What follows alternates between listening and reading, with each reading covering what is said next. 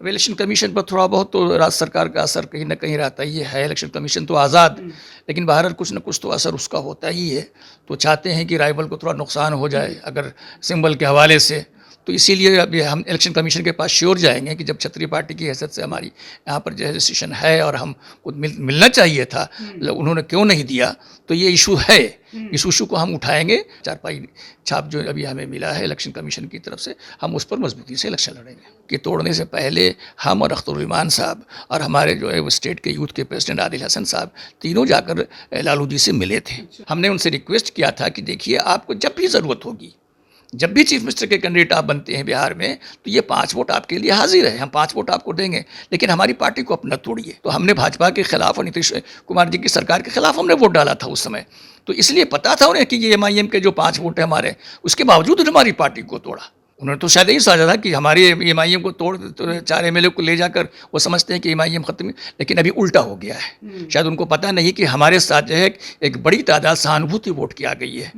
नहीं, डर तो है, डर तो उनको होना ही चाहिए, इसलिए कि हमारा उनका वोट बैंक जो है कहीं ना कहीं जो है वो ओवरलैप करता है, तो उसकी वजह से तो उनको तो डर है ही। नमस्कार, आप लाइव बिहार देख रहे हैं। मैं हूं राजमोहन तिवारी।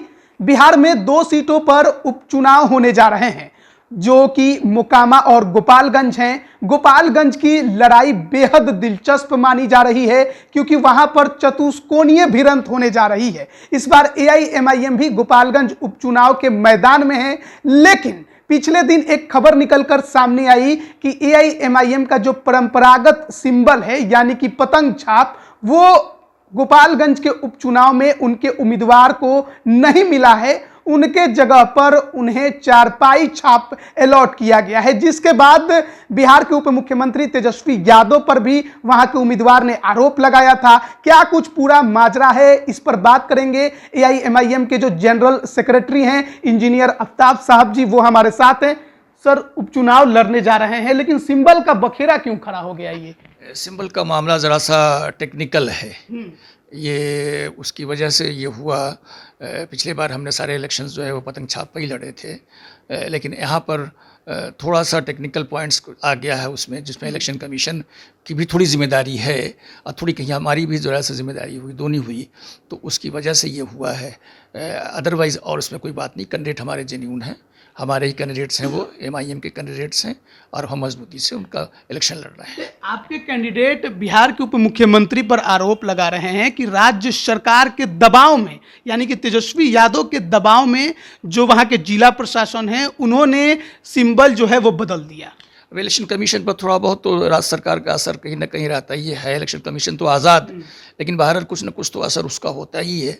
तो चाहते हैं कि राइवल को थोड़ा नुकसान हो जाए अगर सिंबल के हवाले से, तो वो बहरहाल कोशिश तो कर ही सकते हैं कि हमें वो नुकसान पहुंचाएं। तो बहरहाल, लेकिन उससे हम फ़र्क नहीं पड़ेगा, उससे कोई फ़र्क नहीं पड़ेगा। हमारी पार्टी को जानते हैं, हमारे पार्टी का संगठन बड़ा मजबूत है वहाँ, और वो हम बड़ी मजबूती से हम इलेक्शन लड़ रहे हैं, और हमारे कैंडिडेट्स भी उनको लोग जानते हैं वहाँ पर। तो इसलिए कोई उसकी वजह से मसला नहीं आएगा। चारपाई छाप जो अभी हमें मिला है इलेक्शन कमीशन की तरफ से, हम उस पर मजबूती से इलेक्शन लड़ेंगे।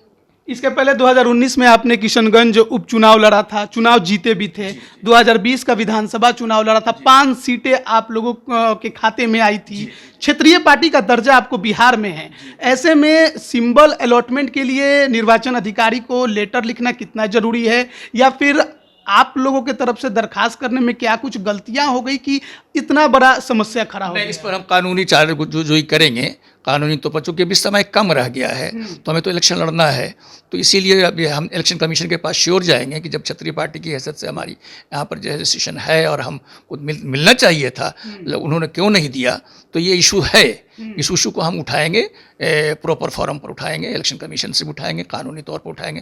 लेकिन चूंकि अभी समय नहीं है, तो अभी समय नहीं है कि अभी हम जाएँ तो ये हमारा जो है इलेक्शन को वो नुकसान हो सकता है। तो इसीलिए हम इलेक्शन OBC छाप पर लड़ेंगे, चारपाई छाप पर ही लड़ेंगे। लेकिन यह है कि बहरहाल हम कभी ना कभी ये आगे इसको सवाल को उठाएंगे कि जब भी हम इलेक्शन लड़ें तो हमारा पतंग छाप जो हमारा निशान है वो हमें मिलना चाहिए। एआईएमआईएम की बात की जाती है तो जो आपके समर्थक हैं, कार्यकर्ता हैं, उनके सामने पतंग छाप ही नजर आता है। लेकिन जब सिंबल चेंज हो गया अचानक से, चुनाव के दिन अब ज़्यादा बचे नहीं हैं, ऐसे में क्या आपके समर्थकों में कन्फ्यूजन की स्थिति पैदा नहीं होगी? नहीं नहीं नहीं नहीं, बिल्कुल नहीं होगा, बिल्कुल नहीं होगा, ज़रा सा भी फ़र्क नहीं होगा। वो एमआईएम को जानते हैं, एमआईएम के लोग जानते हैं। हमारे जो है वो प्रदेश अध्यक्ष जो हैं अख्तरुल ईमान साहब वहाँ कई रोज़ जाकर रहेंगे, वो प्रचार प्रसार करेंगे, सारे कारकुन हैं, संगठन है, तो उससे कोई फ़र्क नहीं पड़ेगा। लोग जानते हैं कि एमआईएम के कैंडिडेट्स हैं, एमआईएम के जेन्युइन कैंडिडेट्स हैं, अपने कैंडिडेट्स हैं, इसलिए चिन्ह कोई भी हो, कोई भी निशान हो, थोड़ा सा हल्का सा कन्फ्यूज़न तो रह जाता है।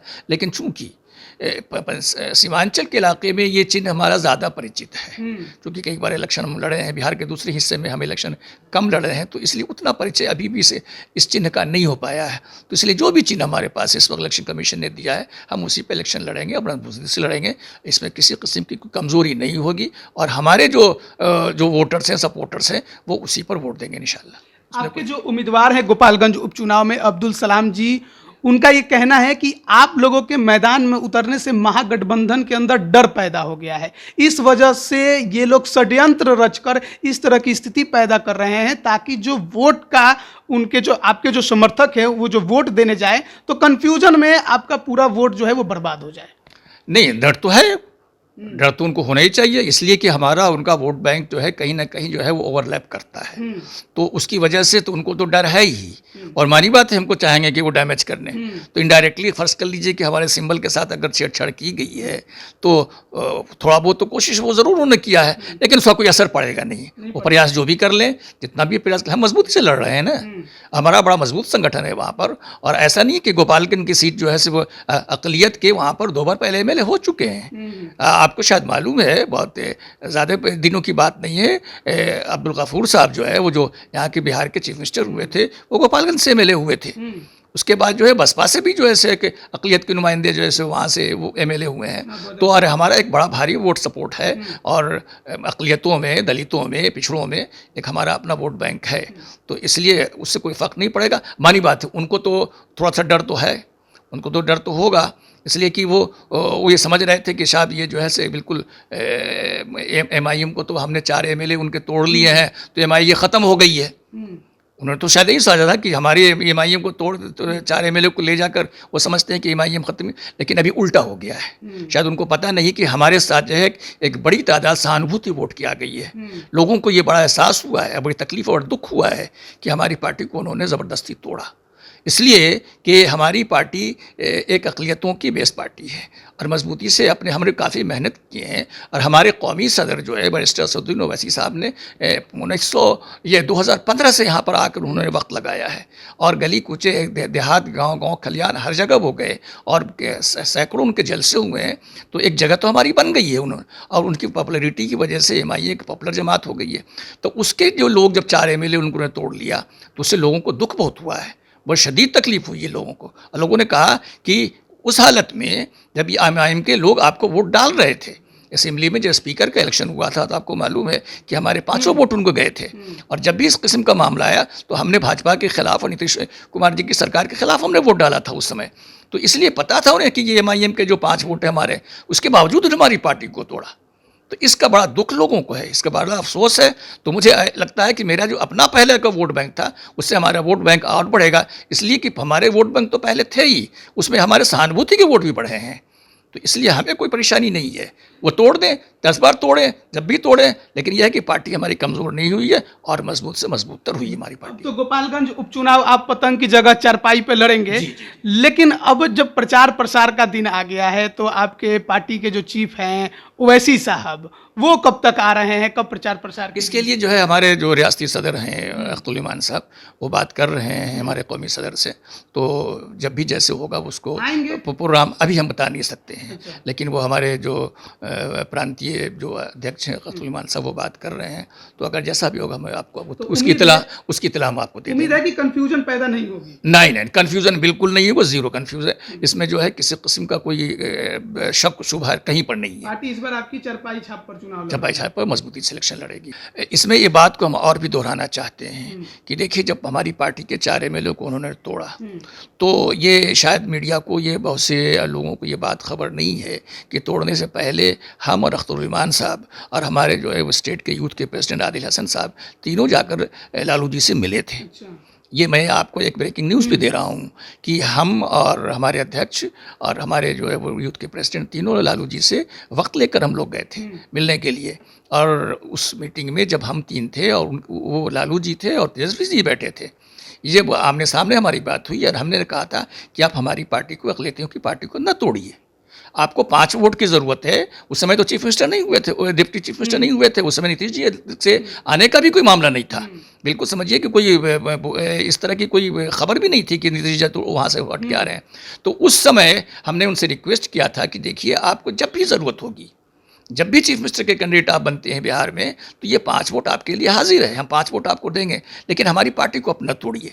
तो उस समय उन्होंने जो है वो क्लियर कोई जवाब नहीं दिया, नहीं ऐसा नहीं है, ऐसा तो हम नहीं कर रहे हैं। हमने कहा देखिए, अक़लियतों ने बड़ी मुश्किल से एक अपनी पार्टी बनाई है, वैसे सामने बड़ी मेहनत करके इस पार्टी को खड़ा किया है। इस पार्टी को आप ख़त्म नहीं कीजिए, तोड़िए नहीं। आपको वोट चाहिए ना, तो आपको 4 के जगह हम 5 वोट देने के तैयार हैं, और हमने पहले दिया भी आपको है, इसलिए कि हमारी पॉलिसी शुरू से रही है कि हम फ़िरक़ापरस्त पार्टियों को वोट नहीं देते हैं, और हम नहीं चाहते कि कोई फ़िरक़ापरस्ती पार्टी हुकूमत रहे। तो इसके बावजूद उन्होंने हमारे एमएलएस को तोड़ा, तो इसका बड़ा दुख हुआ। दूसरी चीज़ मैं यहाँ पर और बता देना चाह रहा हूँ आपको कि नीतीश जी जो आज बीजेपी की सरकार से छोड़कर आए, तो आप ही बताइए हमें कि क्या उन्होंने जो वजह बताई है, जो कारण बताया है छोड़ने का, वो क्या कारण बताया है? सिर्फ एक कारण उन्होंने बताया है कि जो है वो मैं छोड़ कर आया कि वो हमारी पार्टी को कमज़ोर कर रहे थे, हमारे एमएलए को तोड़ रहे थे, या हमें इलेक्शन में उन्होंने जो है वो हराया। तो उनको इतना दुख हुआ है, उनकी अपनी पार्टी कमज़ोर हुई, उनके एमएलए की संख्या कम हो गई, उनको इतना दुख हुआ। क्या हमको दुख नहीं हुआ? उनको छोटी पार्टी के बारे में सोचना चाहिए कि आप बड़ी पार्टी हैं, तो आपको अगर नुकसान हो रहा था, बीजेपी वाले आपको हरा रहे थे या बहुत सी सीटों पर लोजपा के ज़रिए उन्होंने आपको नुकसान पहुंचाया, तो आपको बड़ा दुख हुआ, और उस दुख की वजह से आपने वो जो है छोड़ दिया। और बताइए, उन्होंने कोई दूसरा वजह बताया? उन्होंने कहा है कि मैं फ़िरक़ापरस्ती की वजह से इस पार्टी को, ये हुकूमत को छोड़ कर रहा हूँ? उन्होंने नहीं कहा है कि मैं सांप्रदायिकता की वजह से ये हुकूमत को छोड़ कर रहा हूँ। उन्होंने सिर्फ कहा कि मेरी पार्टी कमज़ोर करने की कोशिश की जा रही थी, इसीलिए मुझे बहुत तकलीफ़ था, और मैंने उस तकलीफ़ की वजह से। तो आज हमारी पार्टी का अंदाज़ा आप कर सकते हैं कि कितनी तकलीफ़ हमारी पार्टी के लिए लोगों को भी हुआ है, हमारे जितने जो है सपोर्टर्स हैं उनको हुआ है। तो दोनों तरफ जो है से मामला बराबर होना चाहिए। आपकी तकलीफ़ है, हमारी तकलीफ़ नहीं है। तो इसलिए ये बड़ा दुख की बात है। लालू जी से भी हम लोगों ने कहा, उन्होंने जो है से वो वादा करके जो है से हमारी पार्टी को तोड़ा, इसका भी बड़ा दुख है। और इसका एक अच्छा खासा मैसेज अक़लियतों में गया है कि साहब, अक़लियतों की पार्टी को आपने जानबूझकर तोड़ा, इसके बावजूद कि अक़लियत की पार्टी आपको वोट दे रही थी, आपको सपोर्ट कर रही थी, आपके हर इश्यूज़ पर जो है हमने असेंबली पर खड़े रहे, तब आपको तोड़ने की क्या ज़रूरत थी? आज हमारे 4 एमएलए के ले गए, आज 5 एमएलए आपके साथ आपके रहते, हमने तो आपको तो कभी अपने पीछे नहीं हटे। आपने हमारे साथ जो है वो ये हमारे पीठ में अपना छोरा घापा, आपने हमारे हाथ पर तोड़ने की कोशिश की है, तो हमें तो बहुत तकलीफ है, हमें बड़ा दुख है इस बात का। बहुत बहुत धन्यवाद आपका हमारे साथ जुड़ने के लिए। तो गोपालगंज उपचुनाव में जो लड़ाई बेहद दिलचस्प बताई जा रही है, चतुष्कोणीय मुकाबला है, लेकिन मुकाबले से पहले एआईएमआईएम के साथ एक समस्या खड़ी हो गई कि जो उसका परंपरागत चुनाव चिन्ह पतंग छाप था, वो इस बार गोपालगंज के उपचुनाव में उन्हें नहीं मिला है, उन्हें मिला है चारपाई छाप। और इसको लेकर जो वहाँ के प्रत्याशी हैं, उन्होंने राज्य सरकार पर भी आरोप लगाए हैं। साथ ही साथ जो जनरल सेक्रेटरी इंजीनियर आफ्ताब साहब थे, उन्होंने भी पूरी इस समस्या पर बात की और बताई कि कोई कंफ्यूजन पैदा नहीं होगा, हम आराम से चुनाव लड़ेंगे और चुनाव जीतने के लिए लड़ रहे हैं। वहां पर इनका एक अच्छा खासा वोट बैंक है। साथ ही साथ जो बिहार में नया महागठबंधन बना और उसके पहले जिस प्रकार से एआईएमआईएम को तोड़कर 4 विधायकों को आरजेडी में शामिल कराया गया, उस पर भी एक बड़ी बात इन्होंने बताई कि तोड़ने से पहले राजद सुप्रीमो लालू प्रसाद यादव से इन्होंने मुलाकात की थी, इस पर बात की गई थी, लेकिन इसके बावजूद पार्टी को तोड़ा गया। आप बने रहिए लाइव बिहार के साथ। आप सभी का बहुत बहुत धन्यवाद। लाइव बिहार यूट्यूब पर सब्सक्राइब और फेसबुक पर लाइक जरूर करें।